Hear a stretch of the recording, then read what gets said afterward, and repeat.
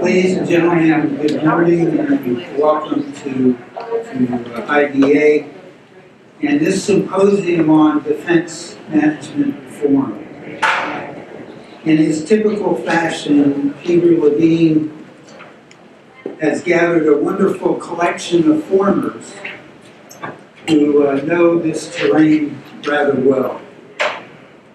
He's organized 3 panels to address the subsets of defense reform in civilian personnel, in acquisition, and in financial management, with 2 keynotes from 2 wonderful former Deputy Secretaries of Defense, that is, Secretary Schwartz and Secretary Norton. Today we'll also hear from a number of those who held other key OSP staff positions in finance and acquisition and personnel management and other positions as well elsewhere in our government. Peter, of course, is a career-long observer and practitioner within and alongside the Department of Defense. For the next few minutes, please allow me to offer a few thoughts on defense reform and perhaps attempt to provoke a spirited discussion amongst this audience today. Like so many of you, I had the opportunity to serve in a number of Washington-related positions over the years.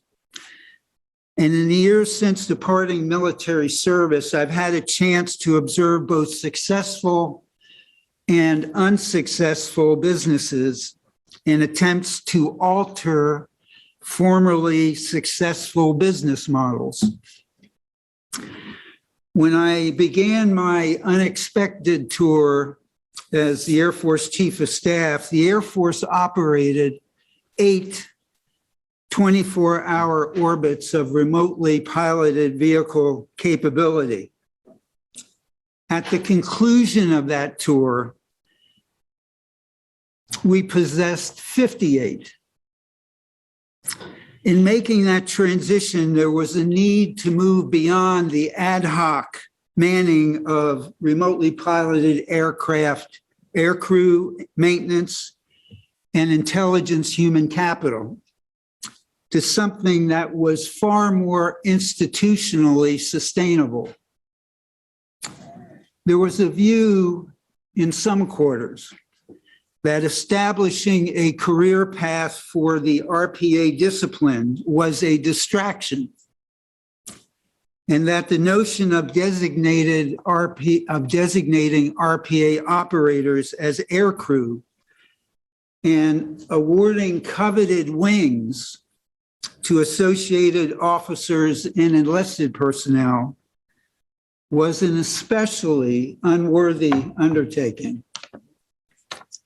The Air Force leadership of the time nonetheless persisted, and I enjoyed the privilege of awarding the first pilot wings to newly minted RPA pilots at Creech Air Force Base. But as you can imagine, there was a considerable disturbance in the force field as the press accounts of that event circulated through the Air Force body politic. The reason I bring this up is not to claim credit, but to highlight that in any endeavor that tilts an institution or revises long-held habit patterns, practices, and cultural preferences is subject to something I'll refer to as snapback. In my experience, any initiative that profoundly offends long-held cultural convictions is subject to snapback when or even before the proponents of that change move on. And a question for this audience today is, how did you deal with or minimize the likelihood of snapback? How did you succeed or fail in ensuring the change that you sought to implement would stick when you and your immediate team assumed former status? What happened and why? Allow me now to conclude these very brief remarks with an observation and a suggestion that flows from my time at Business Executives for National Security. There are times when, for certain DoD missions, crisis or enduring, it doesn't matter what they cost. Perhaps the Afghan evacuation effort is a case in point. But much of what DoD does is business. And in those areas, there exists the necessity for accountable financial acquisition and personnel management performance. One of the principles of effective corporate activity is quality governance. Internally, to meet performance and compliance requirements, and externally with a vital role played by independent for-profit or nonprofit boards of directors. Why is it that the Department of Defense does not have a board of directors?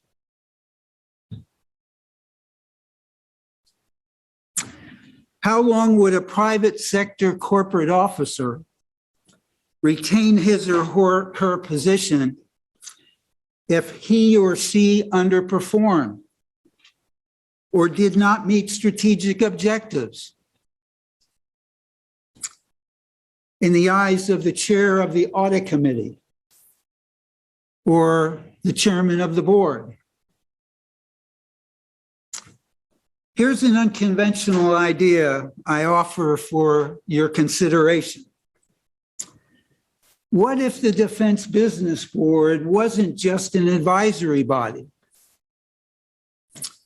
but exercised statutory responsibilities for governance, business strategy, and financial execution? You note I did not include policy in the proposed mission set, as that is clearly the province of appointees and executive branch elected officials.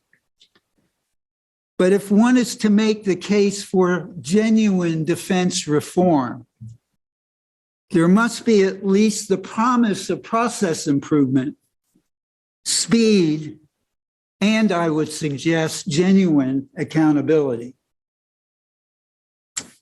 One might consider a department board of directors fanciful. But does anyone in this audience have a better idea to improve what, in my experience, is clearly lacking in the conduct of DoD business? Genuine accountability for business performance by senior civilian and military leadership. Ladies and gentlemen, again, welcome to IDA, and thank you for participating in this endeavor to assess what we all know is needed to sustain the hard-earned reputation and public stature of the Department of Defense and those who serve in the armed forces of the United States. In short, a program of reform that emphasizes accountability and is something that will stick. Thanks very much.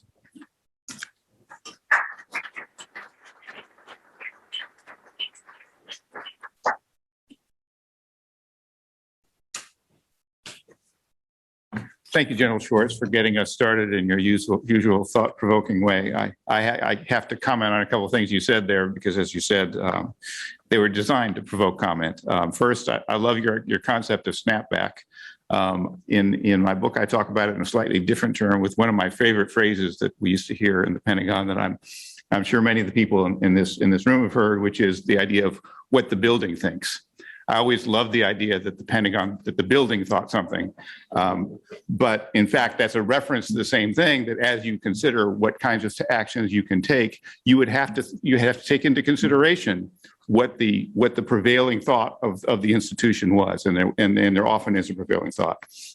Second, your idea of a board of directors is also thought-provoking and something that perhaps some variation of might work. I have to comment on that, though, as a longtime congressional staffer, that there are 535 individuals out there who think that they're the board of directors, and you'd have to deal with them in setting up a separate board of directors somehow. I want to, before I introduce our first speaker, our keynote speaker, I want to thank everybody here in our small but vigorous audience for appearing in person in what are really, we know, are difficult circumstances. And we really wanted to have a live audience here so we could have personal interaction in the room. I think a lot of us have been missing that for a long time. We have a much larger virtual audience, and I thank them as well, but I'm particularly grateful to people who are here in person, vaccinated, masked, socially distanced, everything else, but here in person, and I thank you for that. When I worked on the staff of the Senate Governmental Affairs Committee, when I first started back in the late 1980s and early 1990s, Senator Glenn was chairman of the committee. And we used to hold hearings on things like inventory management and property management and working capital funds, really exciting issues that grabbed most people's attention. And I remember Senator Glenn used to characterize that as, and he did this publicly at hearings on more than one occasion, as the grunt work of government. And I think of that today because when you think of grunt work, who better to do it than a Marine? And our first speaker, Bob Work, is a former Undersecretary of the Navy, a former Deputy Secretary of Defense, but I think he would agree is first, last, and always a Marine. So the perfect Deputy Secretary of Defense, in other words. We know that the position of Undersecretary of Defense, those of us who've worked in the department know that the position of Undersecretary of a service or position of Deputy Secretary of Defense is the dumping ground for all the work that the Secretary doesn't want to do. And so the rumor was always that the inbox of the Deputy Secretary would grow at about a pace of about 6 feet a day. And it takes a unique kind of person to deal with that kind of workload and to do it with the kind of grace and dignity and always with a smile on his face as Bob Work did. I didn't make his job any easier, I don't think, when I was on Capitol Hill, in part because I was instrumental in enacting legislation that made both the Undersecretary of the Navy and the Deputy Secretary of Defense, respectively, the chief management officers of their organization. So as if they didn't have enough work to do already, we decided to load more on them. I'm sure there are other ways that Bob can tell you that I made his life more difficult, but that certainly stands out. What I discovered when I got to Capitol Hill is that Bob Work may have had the biggest inbox in federal government, but that if he suffered from the burden, he never showed it. He had a perfect management style, as far as I was concerned. First, he always had a smile on his face. He was always happy to see you, no matter what bad news you were bringing. But the key to me was, and the way that I think he was able to deal with that incredible workload and be so effective was, Bob knew how to delegate, and he knew how to delegate and remain engaged so that he would retain ownership of an issue even when he delegated it. And to me, that's the key to management in the Department of Defense, where the spans of control for senior officials are so great that you really can't hope to take on issues yourself and do them the way I used to do them at Capitol Hill and just sort of be a one person team and think you were going to pursue your issue from start to conclusion. You can't do that as Deputy Secretary of Defense. You have to rely on others, but you can't fire and forget. And I think that Bob was a master of that. He delegated, but he remained engaged at all stages, which is the perfect model for senior management. And in my view, the only workable model for management reform in the Department of Defense. So with that, I won't say anything more about it, but I'd like to introduce my former boss, And my favorite Deputy Secretary of Defense, Bob Work.